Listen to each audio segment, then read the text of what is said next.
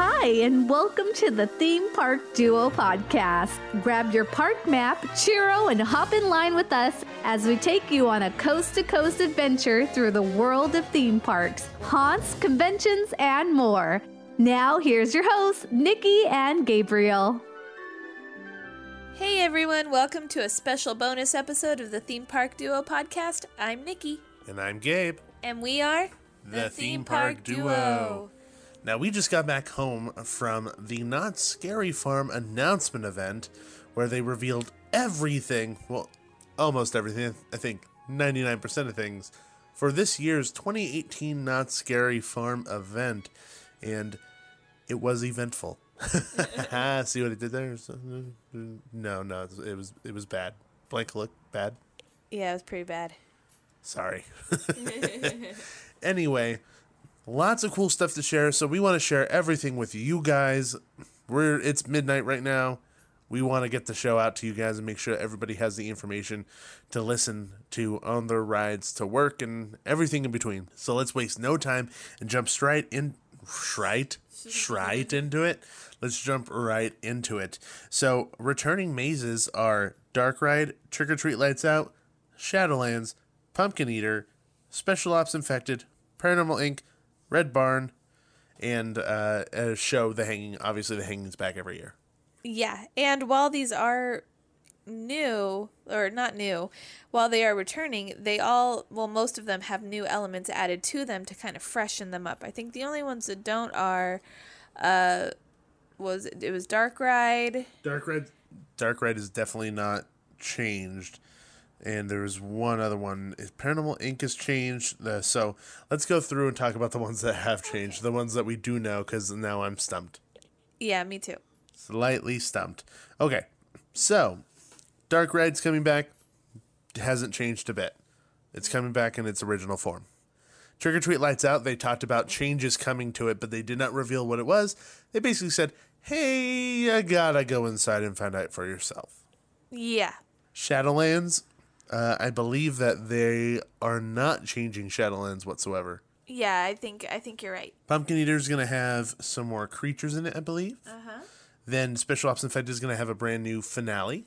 Which is good, because I didn't like their alien thingies. Well, the alien thing was basically Pinocchio shrunk down with a new face. Yeah, I wasn't a fan of those. They were weird, and you couldn't shoot them. Well, you could, and it sprayed you with air. Really? Yeah, it scared the crap out of me when we were playing. It shot me with compressed air. Oh, I didn't know that happened. Maybe I didn't shoot them correctly.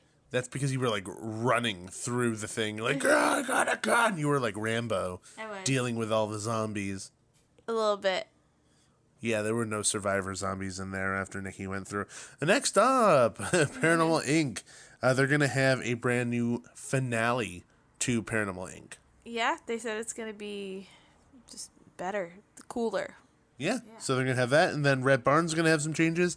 And I like that they're focusing on upgrading the mazes that are there instead of just leaving it the way that they are. They could easily have spent time, focusing on the main mazes and not touching the original mazes.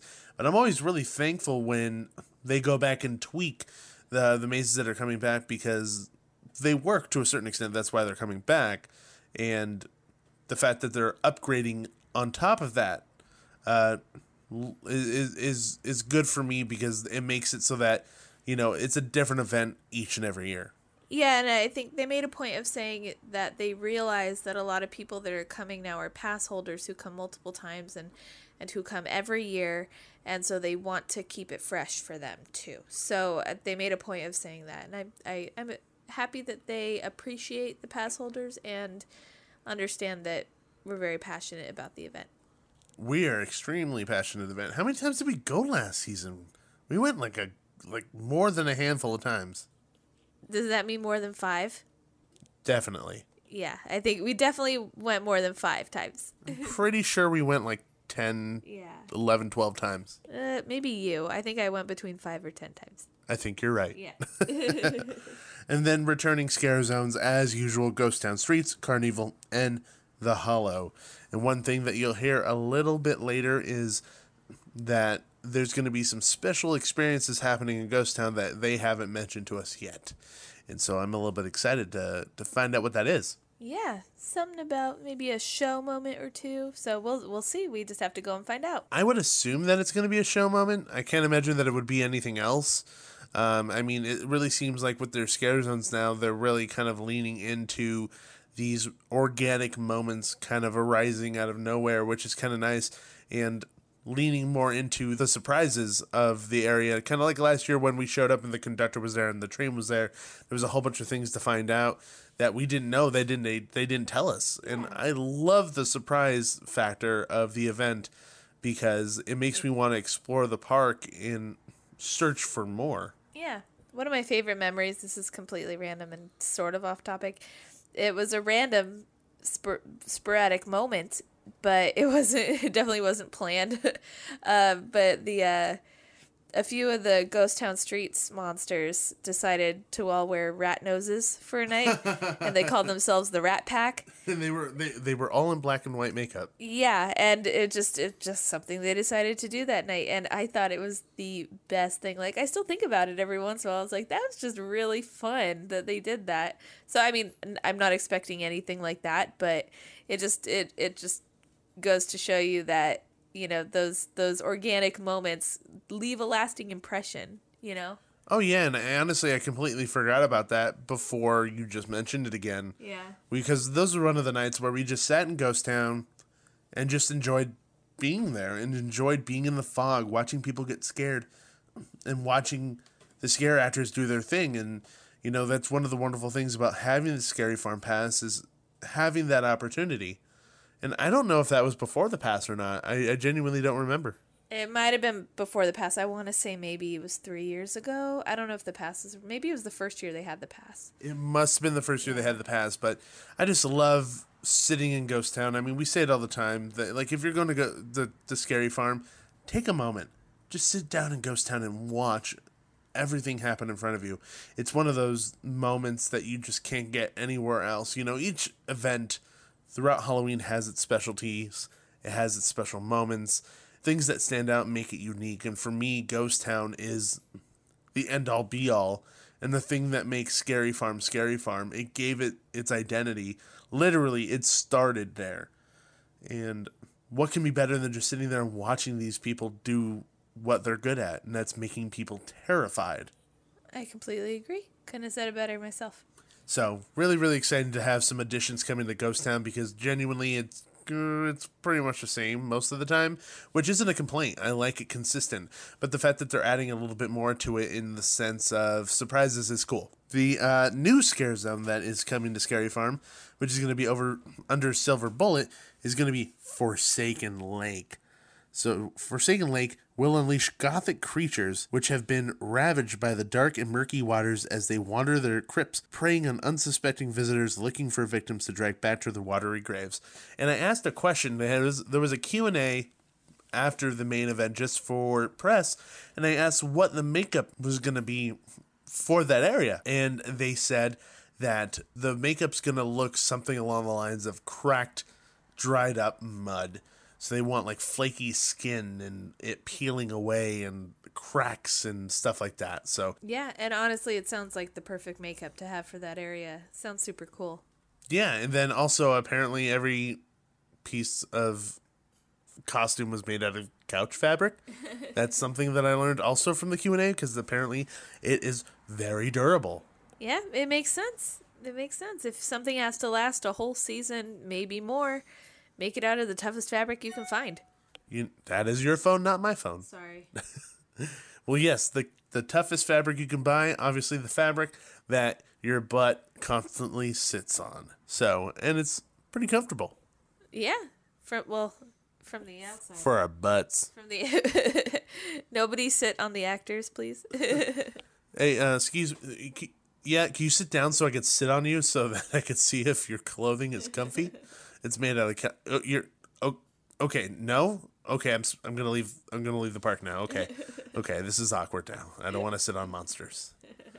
Anyway, moving on. Forsaken Lake should be interesting. Really happy to have another scare zone added to Scary Farm, really adding to the monster count, really adding to the idea that there is no place to hide, which is what Scary Farm is all about. And I think I mentioned it, but the hanging has also come back. It's called Shh, It Happens. That is the name. They didn't have a graphic up on screen like they have in the past. Maybe it wasn't done or something, but that is the name of the show. That's what they said. That's what they said. So it sounds like they're going to be fighting the censors and kind of going over the history of the hanging, which feels weird because I feel like if you're going to do a show on the hanging that's revolving around the history of the hanging, you might want to save that for like an anniversary because it's the 46th haunt. Maybe you should save that for the 50th haunt or something like that. But, I mean, other than that, I mean, I like the concept. I like the idea. I think it's funny because a lot of what people complain about is PC culture just kind of taking control of everything. And what the hanging is not PC at all. So looking forward to kind of seeing the jokes made about that kind of stuff. Yeah, it should be really interesting. It's probably one of the biggest struggles they have with actually writing the hanging show at the moment. So they probably just got so frustrated that they decided to make it the main topic and make fun of it. Exactly. So let's waste no more time and jump straight into the new mazes coming to Scary Farm for 2018. Nikki, can you please tell us a little bit about The Depths? I sure can. So, The Depths. A heavy fog drapes over an abandoned port village where ancient creatures lurk inside the pitch-black underground caves hidden below the seaside shores. The Night Watch mining crew has mysteriously disappeared, and village rumors point to the eerie tunnels in the town that the town sits upon. Myths of the terrifying horrors that lurk within the cave have often been whispered but never confirmed. Did the crew meet their demise at the hand of vicious creatures that live in the cave? Journey into the dark caverns and follow the crew's path into the depths and discover if the superstition revolving around the cave is true or not. But be warned, all who have entered have never resurfaced. Ooh, scary. Yeah. Why are you looking at me like that? Because you said, really weird. Like in a satisfied tone rather than like a creepy tone. Like, like you were getting into a hot tub or something. It was a little weird. Good. That's why I looked at you funny. Your eyes got real wide is what happened. Anyway, moving forward, The Depths. So this one is designed by John Cook. He wasn't at the event, but they did have videos after each announcement of each maze, the new mazes, which I actually thought was pretty cool. Get a little bit of an insight onto what goes into the maze, what their thought process was, getting some concept art and things like that, and talking to different departments, kind of how they attack doing these new mazes, which I thought was super fun.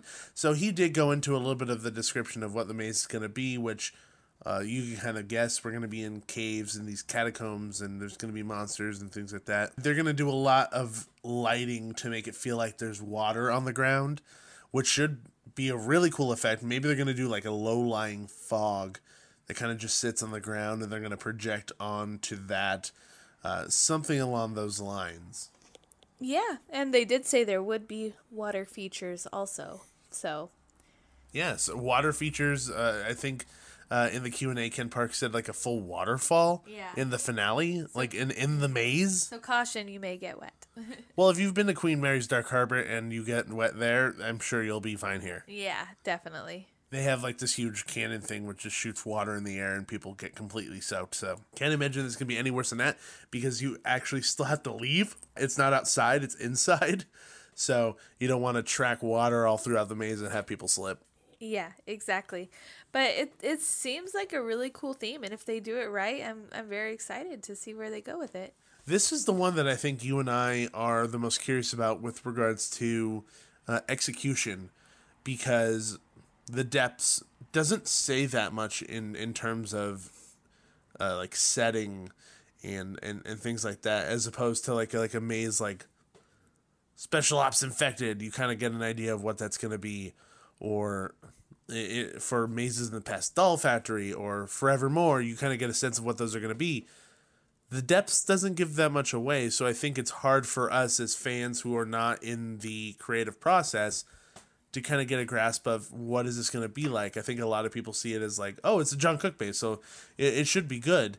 And I think it's going to be an interesting maze to go into, because we really, like, other than what they're telling us and kind of showing us, which isn't everything, it's going to be a surprise kind of going into it. They're really, I just personally can't put my mind in the headspace of saying, okay, they're probably going to have A, B, C, D, E, F, G. I can't even think of a thing that they would include in this. Yeah, I mean, the only thing I can surmise from the video that they showed at the event, and which I'm sure you can find on live streams all over the place and on YouTube or, you know, somewhere eventually, it's all going to be like seaside underground caverns. And what I'm most interested in is if there are going to be actual like sea-esque creature monsters in the maze, or if there's going to be like townspeople like sacrificing you, or we know the big monster is like a kraken, and it's like, okay, well, how are they going to do that? So that's why I'm interested to see how they're going to execute things. We'll see. Well, remember we watched that quick video that they were kind of celebrating the crew that helped build Scary Farm? Yeah. I leaned over to you and I said, there was stuff in there that we have never seen before. Yeah. There's stuff in there that is going to be in the new mazes, because there was a mask that they were showing that was like a fish mask. It was like a monster fish. Yeah. Things like that. So I wouldn't be surprised if we see that monster fish in this maze. So I'm assuming that there's going to be like sea creature-esque monsters along with the kraken, if you will, or whatever it is, this big tentacle monster, whatever it is, that is going to be the like the big boss, the finale monster, and then we're going to have all these kind of like sub creature monsters along the way. Yeah. So that's my guess. Yeah. So the next big maze that's coming to Scary Farm 2018 is Dark Entities. Teleport beyond Earth and into a realm where the darkness is absolute. In the depths of space, a lone station faces terror beyond all imagination. An extraterrestrial mutation has invaded the station, and it's on the prowl for her new hosts. The unearthly inhabitants' force increases as it feeds on its unwilling victims. Escape the Dark Entities before its deathly force eliminates all living form aboard the station. There's nowhere to escape when time is running out. So this is one that we got to interview Gus Kruger about. So Gus Kruger is going to be the head lead designer on this maze. So let's go to the interview and see a little bit of what he has to say. Hey everybody, and this is Gabe, and I'm standing here with Gus Kruger, one of the maze designers here at Knott Scary Farm. How are you doing tonight, my friend? Doing pretty darn good. Lots of big, exciting stuff every single year from you guys, and this year is no different. You guys announced Dark Entities, one of the mazes that you designed this year, brand new. Something that I don't think we've seen quite along the lines of this before. I was curious to know how you approach designing this sort of maze. You know, what are the inspirations behind the theme for Dark Entities? Well, you start by watching a lot of really awesome science fiction movies and some really bad ones. But no, it's really getting in the mindset of seeing things like Alien, watching Event Horizon, watching these really classic horror sci-fi, and going that route, really embracing that. So then, you know, you think about what the story is. How do I want to do something that's a little bit unique and fresh? Yes, it's true. We haven't really been able to do sci-fi to this scale in a long time, and especially not with the production quality that we have these days. So, so what I did was I came up with the story of a ship in space that's encountered something different, and it's causing crazy mutations in the crew, and it's sort of overwhelming the entire ship and turning it into this massive, seething, hideous thing.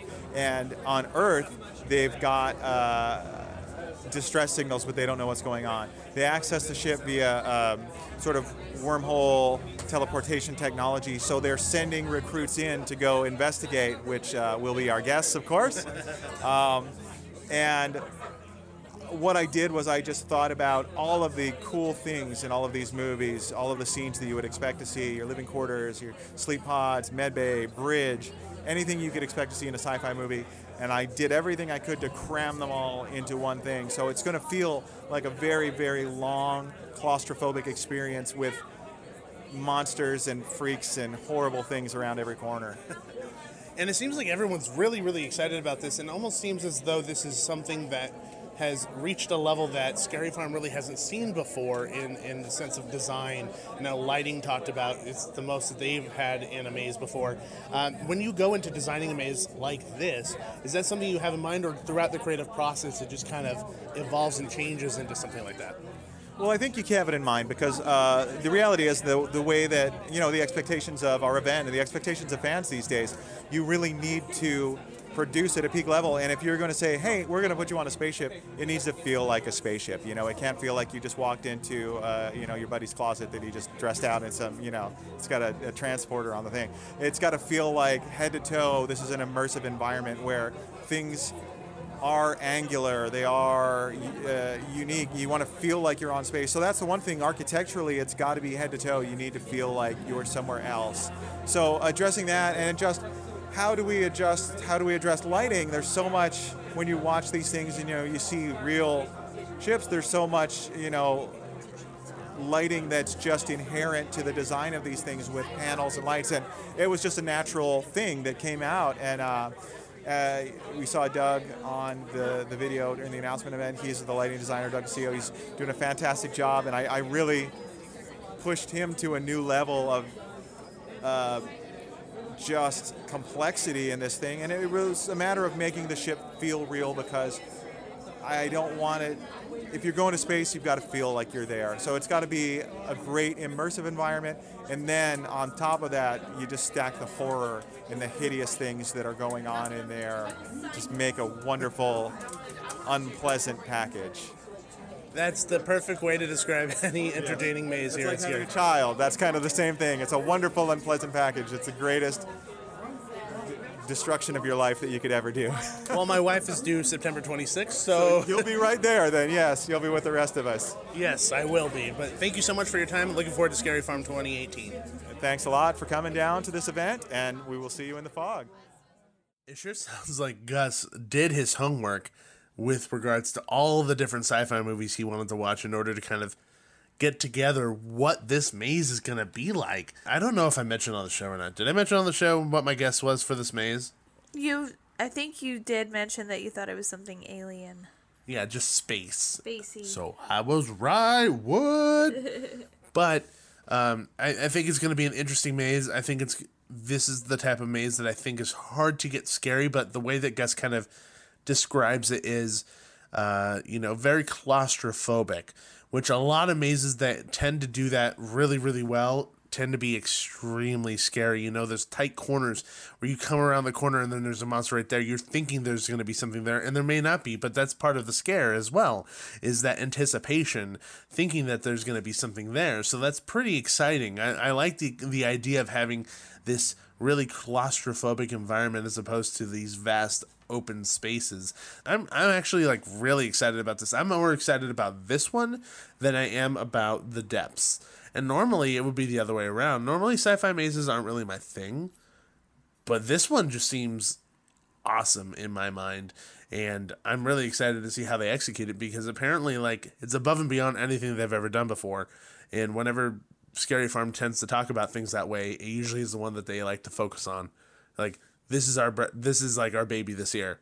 Maybe this is their baby this year. Dark Ride was their baby last year. Maybe this is it this year. There's always one. There's always one maze that they're like, yeah, it's this one this year. So maybe, who knows? Yeah, I think I'm a little bit more cautiously optimistic about this one. I think it could go really, really right or really wrong. I do think I am a little bit more excited for the depths than this one, but I am cautiously optimistic, and I think it could be really cool. So we'll see. Yeah, I'm quite excited to see how this one plays out, just based on how they talked about the design of the maze and really going into the minutia of how things are going to be lit, how the sound design is going to be, how the monsters are going to be, the progression of the monsters and things like that. It seems like they're really going into the detail of the story with regards to how these monsters are going to progress throughout the maze and things like that. And that makes me really excited that they're focusing so hard on those details. And I think that's why I'm super pumped about it. The depths, for me, I'm excited about it too. It's just I think there's more question marks for me. Yeah. And I've been in alien-themed mazes before at Scary Farm, so I guess for me, I know kind of the environment to a certain extent, and I know it can only go up from there. Really excited to see that happen. Before we jump into the new shows that they have for this year, let's take a break and go to our interview with Daniel Miller. Hey everybody, Gabe here again, and I'm standing with Daniel Miller, one of the other fantastic maze designers here at Knott Scary Farm. How are you doing tonight? I'm great. This is such an exciting event. I love it every year. It's a gathering of all the Scary Farm nerds in one place to just get pumped about one of our favorite events in the season. I'm a Scary Farm nerd too. This is actually my 20th year designing. Really? So yeah. So I came in as a maze designer, and I'm still here. I love it. I've definitely designed more than 20 years, 20 mazes, because I sometimes will do 2 mazes in a year. Sorry. No, that's my bad. I'm hanging the wire right by your hand. That's my apologies. So 20 years at Scary Farm, that's a legacy here, really.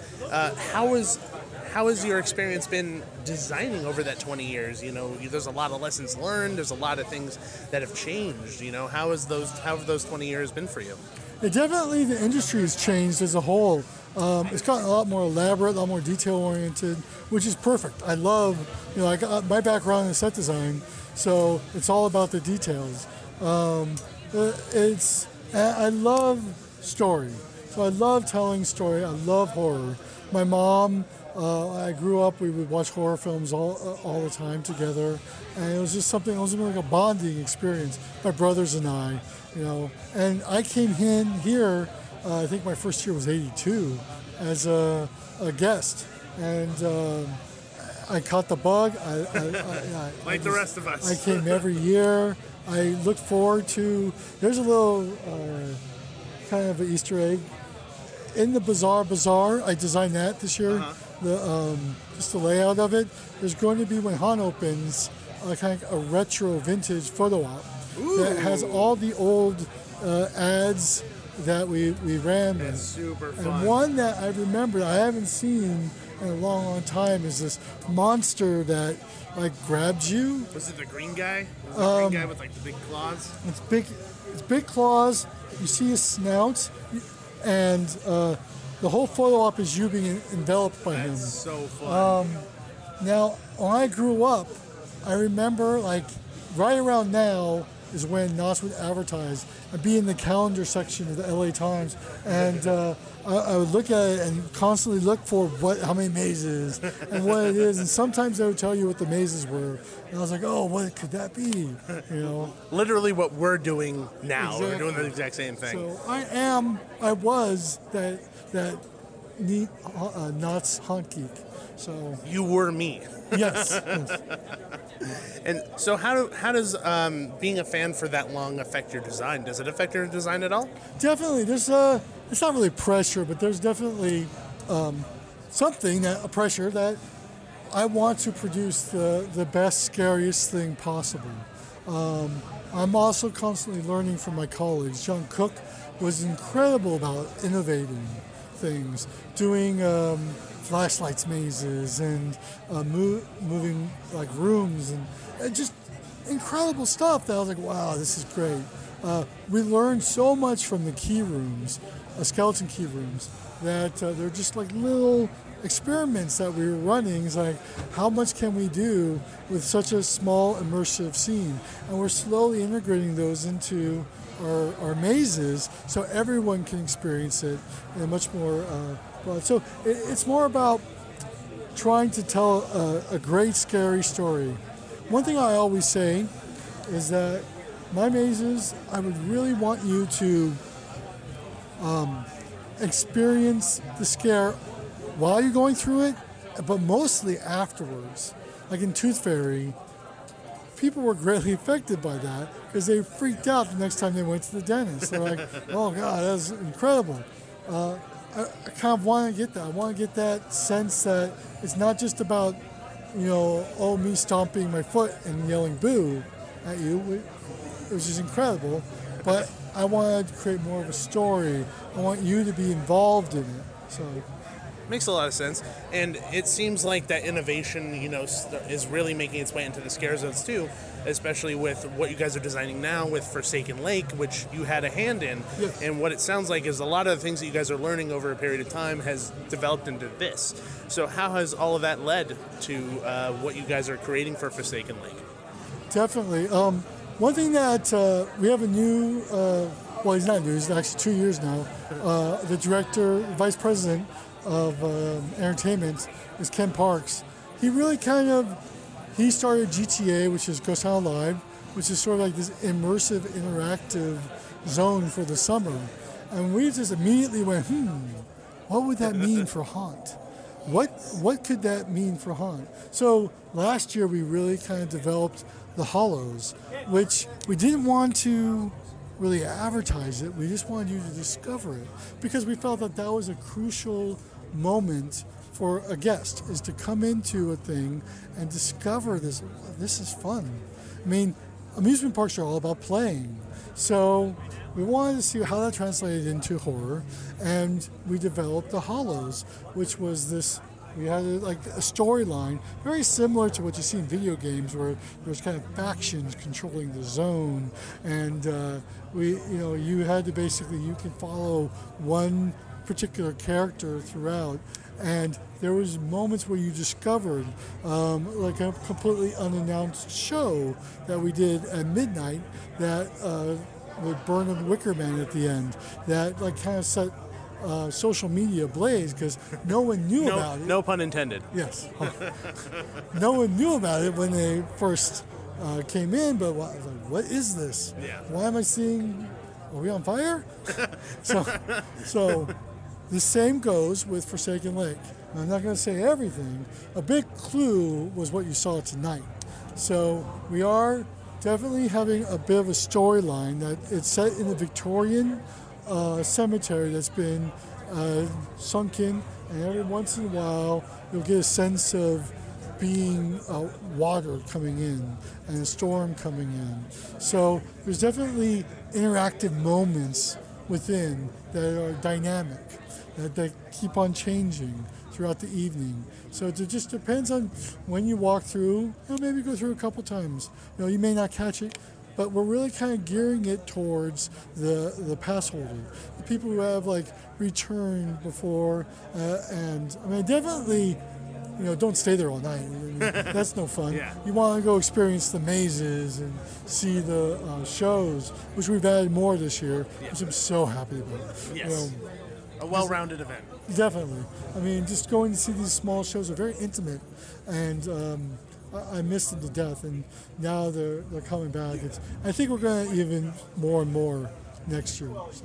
Well, that's really exciting, and I can tell you as a Scary Farm fan, it's always so fun, like you said, just discovering stuff around the park that nobody tells you about, like Ken Parks always says. It's like, we don't want to tell you about it, we want you to find it, like you had said as well. And, one of the experiences that I had was finding the conductor over by the train, and for me, that was one of the standout moments for me. I found it so intriguing and so special because I like having the surprises. I mean, that's what Scary Farm's about. You go into a maze, someone surprises you, you get scared. It's a nice surprise. It's so cool as coming to Ghost Town, but I can't mention. I'll just say that. You're trying real hard not to say anything. Yes. I think he actually said a little bit of that in the interview. So us dorks are going to have a good time this year at Scary Farm is what you're saying. Yeah. Yeah, it's fun. The nerds prevail. I mean, most of the mazes are already built, and they're very high quality. I mean, that's one thing that we really have, let's not slow down, but let's create quality. Development. Yes, let's create a theme and environment that is firing on all cylinders and go. And we're also taking longer time to develop it. Yeah. So actually, I knew a little bit about the depths development. That was first pitch when the laser maze came in, Infected. Yeah. When Infected moved over and became a maze, that was one of the pitches for it. So it's been sort of slowly developing throughout all this time. We do that all the time, though. Pumpkin Eater have been kicking around for like 4 years before it actually hit. They marinate for a while. Yes. So that's cool. But thank you again for your time. Really excited this year. You got me even more jazzed than I was before as a Scary Farm nerd, like I said. So thank you very much. Congratulations. Happy hunting. I'll see you in the fog. 20 years at Knott Scary Farm. That's incredible. It's really cool to see him have grown as a Scary Farm fan and then jump into the development of Scary Farm, and wanting to deliver for the fans and himself too, because he's also a Scary Farm nerd. Yeah, one thing they said is that everyone who works at Scary Farm, like all the higher ups, basically everyone who was there for the Q&A panel, they all started out as fans first. And I think it really shows in the passion that they bring to the event. Yeah, and every little aspect of the event, like you said, because they're trying to focus on the park being the attraction, not just a place with mazes, but the entire park is the attraction. And you could tell that all that passion leads into that, because they want every piece of the park to feel like it's a moving piece in this huge machine that is Scary Farm. And the more they add and the more that they involve in it, really fleshes out the park and makes it feel like something really, really different than it does during the day. And I always really appreciate that as a Scary Farm fan, something that's different and unique. And each year it seems like they're really delving more into those unique aspects that really make Scary Farm feel special for me, the nerd, and I'm sure for them too. So, if I were in their shoes, I basically would be saying to myself, what would I like? If I was not working here and I was coming to the park, what's something really cool that I would really, really like? And this is their opportunity to literally do whatever they want, because they're fans too. It's not like they're just separated. They're like, oh, well, yeah, let's do this. Maybe they'll like it. No, they'll know, because they're Scary Farm fans themselves. And I think that's really fun. I think that's really cool that they're that close to it, it means something to them. Yeah, it definitely shows that there's a passion behind it. It's not just a job. Exactly, and that means a lot to me as somebody who goes there and I spend my money there. You don't want to give somebody your money when you're like, oh, well, you don't really care. You only really care about the money. No, they care genuinely about the fans, and they genuinely care about creating a good product for the fans that are there every single night, enjoying this piece of art, if you will, that they've created for us to be entertained by. So, yeah, I think that's just overall really, really cool. So, lastly, let's jump into some of the new shows that they have this year. So, in addition to this year's Mazes and Haunted Attraction lineup, Knott Scary Farm is debuting 2 all-new shows that will keep guests on the edge of their seats. In Hacks Cutting Room Floor, the unique, twisted, improvised comedy antics of Hacks returns to Knott Scary Farm with a brand new show in the Charles M. Schulz Theater.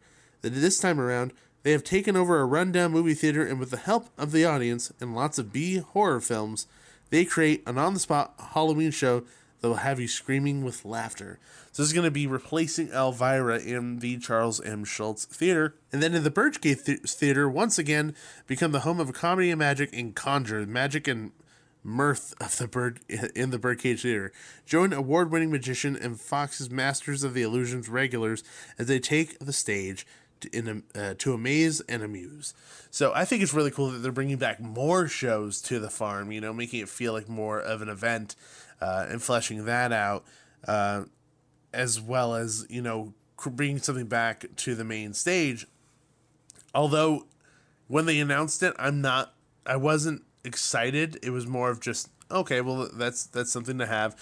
And I think I feel the missing footprint that was, or the missing piece that was Elvira to Scary Farm, and it's hard to kind of replace that, especially when you're bringing something that's an original piece of content almost, instead of like this replacing Elvira with another big name. Yeah, I agree. I don't think this show is gonna have quite as much of a draw as like Elvira. As the Elvira shows had, and it's going to be tough to, I think, fill that theater every night without a big name, because it's not as much of a draw, and I don't think it'll be as much of a crowd suck as the Elvira show, but I'll give it a try. It might be good.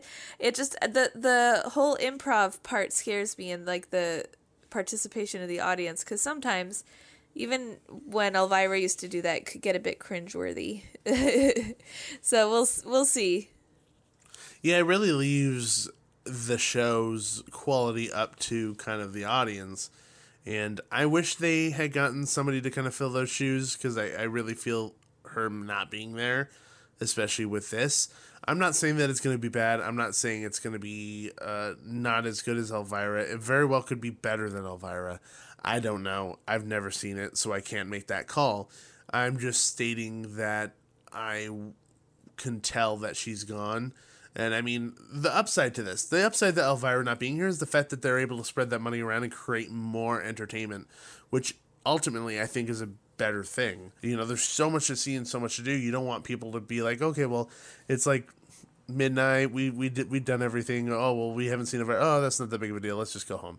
You know, you don't want people to do that. They want to feel like, oh man, we don't have enough time to do everything. We're going to have to come back. And I feel like having those multiple shows is going to do that.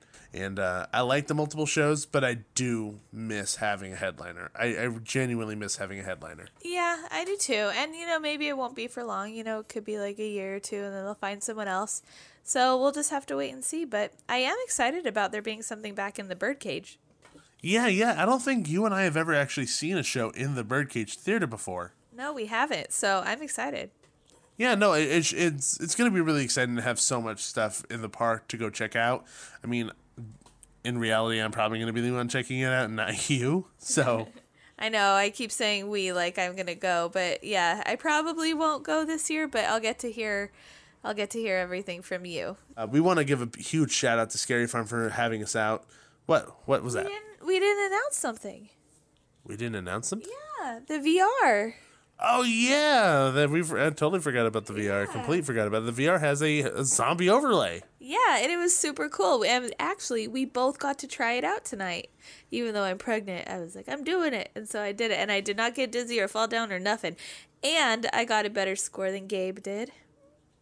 Congrats. Yeah. I need all the praise. You always beat me at video game stuff, so I'm super jazzed that I got a better score. I got more headshots. I got more kills. The only thing you were better at than me was accuracy. And not screaming. They were really scary. So it's a super cool overlay for the VR, and it is an upcharge. I think it's like $5 or something. It is $5. But it is super worth it. It's a lot of fun, and it's just a great experience. And they really come at you. So they're like, you're shooting from one side, and then they're popping up on the other side of you. You turn around, and it's like right in your face, but you can hear it kind of like making zombie noises, so you know it's there. So, but it's just super, super creepy and super cool. And I did scream a few times because they snuck up on me. But it was super fun. Yeah, it was super fun. So if you've done VR Showdown in Ghost Town, it's a similar setup, but just basically zombies and haunted and scary instead. Which I really love the fact that they're kind of messing with that now. Now in my mind, like for Knott's Merry Farm, are you going to be shooting elves? Oh no! Or shooting something Christmassy? You're going to shoot down reindeer who are flying in the sky. Or maybe you have to like shoot tinsel at elves or something. I don't know. Something nicer than killing. Yeah.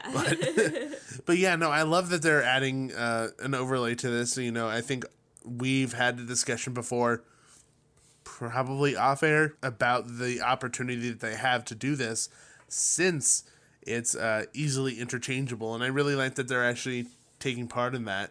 And I think that they could easily do like an overlay for Iron Reef too, if they really wanted to, because of the digital nature of the ride. But I like this start at things. I really do. And I love to see more of this kind of come into the park. Yeah, it's super fun and super easy to do because it's all digital. Well, like who am I to say if it's super easy or not? You know, like I'm no technician or yeah, just easy to switch it out, man. Just do something new. You know, it's super simple. You know what I mean? It just seems like if you know, with time, with a whole year to plan, it's a fun thing and fairly easy thing to do to keep that attraction fresh and make people want to redo it, like pay the $5 again to experience it because it's new. So I think it's a great idea. It's a lot of fun, and I highly recommend that you do it during Scary Farm. Yes, I actually agree with you on all accounts. Yay! On top of that, I guess there's a couple things that now that we mentioned that we didn't mention. The art show. There's going to be a haunt art show where you could buy art prints. We bought a couple things tonight, which are amazing. There's some really, really cool pieces of art dedicating to Knott's Scary Farm. They're all over the place. You know, you could find Ghost Town Streets monsters, or you could find Tommy Toon cartoon, or cartoon, but like a drawing, like a art piece, or you could find the Vampire Queen from Lore of the Vampire, or there's so many different pieces, and I think it's incredible. And then also the merchandise this year. The merchandise is amazing. It's completely retro. Eric Linksweiler, who's the gentleman who actually designed most of the stuff there, he went retro with it, and I think everybody was completely in love with the merchandise this year. Yeah, it's really, really cool this year, everything. And a lot of the merch is focusing on like various like Ghost Town Streets monsters that we know and love and we see every year. And I bought a coffee tumbler with like, I think it's like 4 or 5 of the iconic Ghost Town Streets monsters on it. And it's super fun this year. And there's so many things I wanted to buy. I left it just down to the one mug so far. And I think it's about time that the monsters get their time in the spotlight with regards to merchandise, because we've had the conversation on the show before, but like what makes Scary Farm so unique is the fact that they have monsters that return year after year after year. These characters are building their stories and building their backgrounds and becoming mainstays. I mean, there's a Ghost Town Streets Bride who's been around forever. Yes, there's been multiple people who have played her, but the character has been around forever. So it's cool to see, you know, the current actress actually have a chance to be on merchandise. You know, you have Ghost Town Streets Death, you have Otis, you have Gecko. Those are all haunt names for these monsters, if you don't know. So they always get like nicknames, and that's their haunt names. So those are all referencing them. All these monsters are on in Ghost Town Streets Death. You know, they all have a moment now to shine on the merch, and I think it's about time. I'm so happy to see this happen. I think they deserve it. I think that the monsters are underutilized drastically in the merchandising for Knott's Scary Farm. I mean, I love my Knott's Scary Farm shirt that's simple with the maze designs, and it says Knott's Scary Farm and the year under it. But I want to see the things that make Knott's unique and different compared to any other of the haunt events that are in the realm of Cedar Fair. Ours is the most unique. Ours is the most different. Utilize what makes you different, and I think that's our monsters, and I'd love to see it continue to be that way. Yeah, I agree.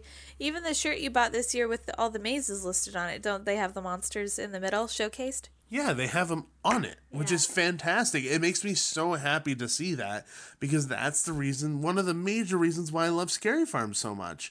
And I'm going to rep that shirt more now that they're on it, so I could tell people about Scary Farm. You know, there's so many people that I talk to are like, oh, what's Scary Farm? And I get to explain it to them, and then I have this example on my shirt, and people get to see it. I'm really looking forward to them kind of delving more into this, and having, you know, like maybe buttons with a certain character, or a mug, or even like if you imagine Ghost Town Street Stick getting its own t-shirt, his own t-shirt. Utilize what makes you unique. That's what I keep saying. And if that's the one thing that they could take out of this, I would love it to see the future of the merchandise really focusing on Scary Farm's unique aspects. I agree. I'm a broken record. I just keep saying it over and over again. But really in love with the art. I think the Into the Fog art show, or Knott's Scary Farm Tribute, as it's named, is an awesome addition. It's just like the Boysenberry thing, and it's about time Scary Farm's gotten some cool art, and I'm really happy that we got the art that we did. I don't know where it's going. It could go over the crib, possibly. It could probably go over the crib, which I think would be perfect. We have all the Ghost Town Streets monsters watching over baby Erin. It would be nice. Yeah, she'll get familiar with them. Maybe she won't be scared when she first sees them. She'll be like, oh, you're the guys that stare at me while I sleep in my crib. You're totally normal. Exactly. I think somebody at the event, I think it was Eric Linksweiler, the gentleman who designed most of the merchandise this year, said that he wanted us to take a picture with Otis holding Erin. And I said, I can't take Erin to Scary Farm, because I make fun of the people who take infants to Scary Farm. I don't want to be one of those people. But maybe when she's one, Otis can take a picture with her. And Otis, if you guys don't know, he's a very large monster. He has long flowing hair, almost like a gorilla almost. If you look up Ghost Town Streets Otis, GTS_Otis on Instagram, you can see what he looks like. Same thing with GTS_Bride, GTS_Gecko, and GTS_Mummy. All those characters are on Instagram. These are the ones that we're referencing all the time. So if you want to go look that up on Instagram, you could picture who we're talking about next time we bring it up. Otis is also on our Instagram story a lot tonight, so you can see that after you listen to this episode on Friday, the 31st. I had to remember what day it is. Check out our Instagram story and see Otis. So today, because it's 1 o'clock. Oh my gosh. It's time for bed. It's seriously time for bed. But I believe that brings our little special podcast to an end. Thank you everybody for listening. And we want to give a huge, massive shout out to Knott's Berry Farm for having us out at the event and pampering us and showing us a good time and revealing all of the cool information that they did this year for all the special experiences they have at Knott's Scary Farm. And huge shout out to the crew that put on the show too for the announcement event, because it was choreographed and there was dances and there was music and there was specialty things that were going on. And each year this announcement event gets better and better and better and better and better and better. And it's becoming such a big event. So really excited to see the future of this announcement event. It might become like an announcement day. You know, how cool would that be? Like a whole day of Scary Farm goodness. You know, I mean, I think it's awesome that they even do something like this. So big shout out to Scary Farm. Big shout out to Knott's Berry Farm, rather. Thank you again for having us out. We're looking so much forward to this year's event. Scary Farm fanatics over here. Scary Farm till we die. And then we become monsters at Scary Farm. Yeah, then we'll just haunt the haunt. If you can't haunt the haunt, then you shouldn't be scaring. Get it, like what? Okay, just checking. I got it. Yeah, but I'm just gonna echo you. Thank you so much for having us out, and it was a great event filled with so much fun, and just, you know, the monsters were out in force, and we got to take pictures with them. We got to experience the VR. We got to pick up the merch, and it was just a great time. So thank you, Knotts. Thank you so much. Yep. And as always, guys, if you want to follow us on social media, you can follow us all over social media with Instagram, Facebook, YouTube, and Twitter, all under Theme Park Duo. And if you want to visit our website, it's themeparkduo.com, where we're going to be having a post with all the information on this very, very soon. It's probably not going to go up today because it's 1 o'clock in the morning, and I have to edit this podcast right now. But we will have that up soon, and if you want to email us, you can always email us at themeparkduo@gmail.com. Exactly. And everyone, have a wonderful Friday. That's the day that we're releasing this. Usually it's a Monday, but it's a Friday this time, so I can say happy Friday. It's the end of the week. It's the weekend. Enjoy. And then you have a 3-day weekend because it's Labor Day the day after, which is nice. It's on Monday. It's a 3-day weekend. Woo! So you're going to listen to this 3 times over, right? Is that how that works? Yeah, that's how it works. Okay, cool. Perfect. Anyway, before we ramble on any longer, always remember, there's always a great, big, beautiful tomorrow. See ya! Thanks for riding with the Theme Park Duo. Make sure to gather all your belongings before the end of the podcast. Bye-bye!